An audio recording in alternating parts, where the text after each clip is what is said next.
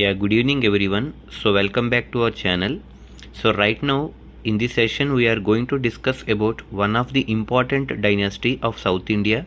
So during medieval history.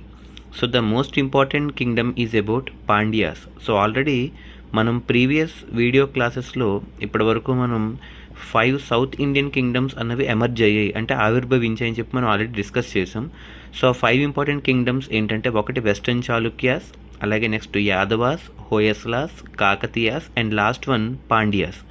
So already మనం western Chalukyas గురించి, హోయస్లాస్ గురించి, అలాగే నెక్స్ట్ యాదవాస్ గురించి డిస్కస్ చేసుకోవడం జరిగింది. సో ఇప్పుడు right now we're going to discuss about Pandyas. So ఈ పాండ్యా వంశానికి చెందినటువంటి రాజుల గురించి ఇప్పుడు మనం తెలుసుకుందాం. సో అయితే మీరు అబ్జర్వ్ చేస్తే మీకు ఒక పారాగ్రాఫ్ నేను పాయింట్అవుట్ చేస్తున్నాను చూడండి. మీకు పిక్చర్లో మీకు క్లియర్గా ఒక పారాగ్రాఫ్ కనబడుతుంది. సో మనకి ఎక్కువగా డిఎస్సిలో కానీ కాంపిటేటివ్ ఎగ్జామ్స్లో కానీ మనకి ఎక్కువగా ఈ పాండ్యాస్ మీద మీకు హైలైట్ చేసాను చూడండి. ఆ ఒక మార్కర్తో మీకు హైలైట్ చేసినటువంటి పాయింట్స్ మనకి ఎక్కువగా నెంబర్ ఆఫ్ టైమ్స్ ఎగ్జామ్స్లో అడగడం జరుగుతుంది. అయితే ఇకపోతే పాండ్యా అనే వంశానికి చెందినటువంటి రాజులు తమిళనాడులోని మదురై అనే ప్రాంతాన్ని రాజధానిగా చేసుకుని పరిపాలించారండి. అదే ఫస్ట్ పాయింట్ చూడండి, పాండ్యాస్ రూల్డ్ ఫ్రమ్ మదురై. ఈ మదురై మనకి ఎక్కడుందంటే తమిళనాడులో, అందుకే దాన్ని మనం మధుర మీనాక్షి అని కూడా మనం అంటూ ఉంటాం. సో మదురై అనే ప్రాంతం మనకి తమిళనాడులో ఉంది. ఆ తమిళనాడులో మదురై అనే ప్రాంతాన్ని వాళ్ళు రాజధానిగా పెట్టుకుని పాండ్యా వంశం రాజులు పరిపాలించారు. సో ఇక next they took the advantage of rivalry between Pallavas and Cholas for extending their territories అని చెప్పి మీకు సెకండ్ లైన్ కనబడుతుంది చూడండి. They took the advantage of rivalry between Pallavas and Cholas. అయితే పాండ్యా రాజులు ఎలా ఆవిర్భవించారు అంటే, పల్లవాస్కి చోళాస్కి మధ్య ఉన్నటువంటి రివాలరీ అంటే శత్రుత్వం. సో పల్లవాస్కి చోళాస్కి మధ్య ఉన్నటువంటి శత్రుత్వం అన్నది వీళ్ళకి అడ్వాంటేజ్గా మారిందనమాట. సో ఎక్కడైతే ఆ రివాలరీ అంటే ఎనిమిటీ అంటే శత్రుత్వం అన్నది పల్లవాస్కి చోళాస్కి మధ్య ఎక్కడైతే పెరుగుతుందో, ఆ పెరుగుతున్నటువంటి రివాలరీని వీళ్ళు అడ్వాంటేజ్గా తీసుకుని పాండ్యాస్ ఎదగడం జరిగింది. సో ఏ ప్రాంతం నుంచి పరిపాలించారు అంటే Madurai from Tamil Nadu.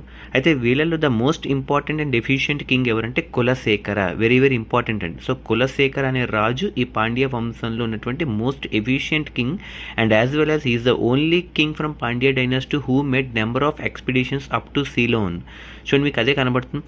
Kulasekhara of this dynasty made a successful expedition up to Ceylon. Expedition అంటే జర్నీ, ట్రావెలింగ్, ఇవన్నీ అంటే పరిశోధనకైనా సరే, హిస్టరీ ప్రకారంగా అయినా సరే, సో ఏదైనా సరే ఒక రీసెర్చ్ పని నిమిత్తం తన యొక్క రాజ్యం గురించి ఎక్స్పెడిషన్స్ ఎక్కువగా చేయించినటువంటి రాజు ఎవరంటే Kulasekhara. Very very important. Kulasekhara is the only king who became successful in making number of expeditions up to Ceylon. CEYLON.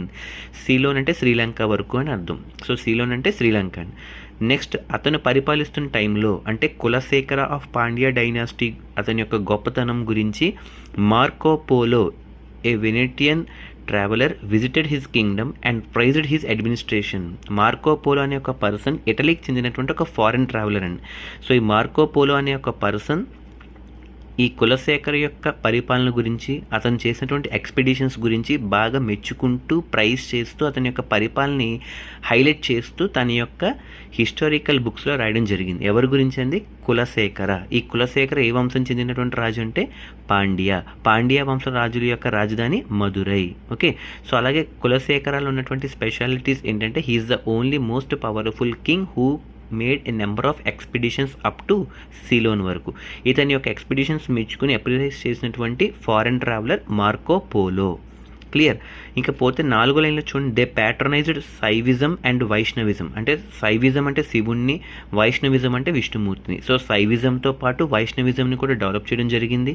A number of temples in south India at Srirangam, very very important అండి, Srirangam, Chidambaram and Rameswaram were built by Pandyas. Very very important bit అండి, దయచేసి అందరూ note చేసుకోండి. రామేశ్వరం కానీ, చిదంబరం కానీ, శ్రీరంగం కానీ, ఈ 3 temples కూడా ఎవరి యొక్క పరిపాలనా కాలంలో కట్టబడ్డాయి అంటే పాండ్యా వంశం రాజులు ఉన్నటువంటి అధికారంలో ఉన్నప్పుడు కట్టబడ్డాయి అనమాట. And finally were built by them and they encouraged foreign trade. అంటే విదేశీ వర్తకం అంటే ఫారెన్ ట్రేడ్ని కూడా వాళ్ళు బాగా డెవలప్ చేయడం జరిగింది. అండ్ అలాగే మెయిన్ పాయింట్స్ ఇక్కడ మనం తెలుసుకోవాల్సింది ఏంటంటే, ఒకటి పల్లవాస్కి చోళాస్కి మధ్య తలెత్తినటువంటి వివాదం అనేది వీళ్ళకి ప్లస్ పాయింట్ అయింది. అది ఫస్ట్ పాయింట్. అలాగే వీళ్ళల్లో ద మోస్ట్ ఎఫిషియెంట్ కింగ్ ఎవరంటే కులశేఖర. అతను ఉన్న స్పెషాలిటీస్ ఏంటంటే చాలా ఎక్స్పెడిషన్స్ అన్నవి సిలోన్ అంటే శ్రీలంక వరకు ఎక్స్పెడిషన్స్ చేయించాడు. అలాగే ఇతన్ని మెచ్చుకుంటూ అప్రెస్ చేసినటువంటి ఫారెన్ ట్రావెలర్ ఎవరంటే మార్కో పోలో. అలాగే పాండ్య వంశంలో ఉన్నటువంటి రాజుల యొక్క రాజధాని మదురై ఫ్రమ్ తమిళనాడు. అలాగే ఏ టెంపుల్స్ వాళ్ళు బాగా డెవలప్ చేశారంటే శ్రీరంగం, చిదంబరం, రామేశ్వరం. అండ్ అలాగే వాళ్ళు ఎక్కువగా ఫాలో అయినటువంటి పరిపాలనా పద్ధతి ఎవరిని అనుసరించి ఫాలో అయ్యారంటే చోళాస్.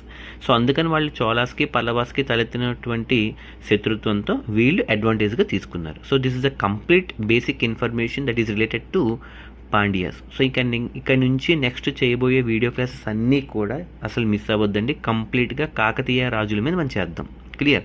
సో ఇప్పటి వరకు ఆల్రెడీ మనం 4 డైనాసిటీస్ కవర్ చేసేసాం. హోయసలాస్ అవ్వచ్చు, పాండ్యాస్ అవ్వచ్చు, యాదవాస్ అవ్వచ్చు, వెస్టర్న్ చాళుక్యస్. ఈ 4 కూడా మీకు అప్డేట్ చేశాను.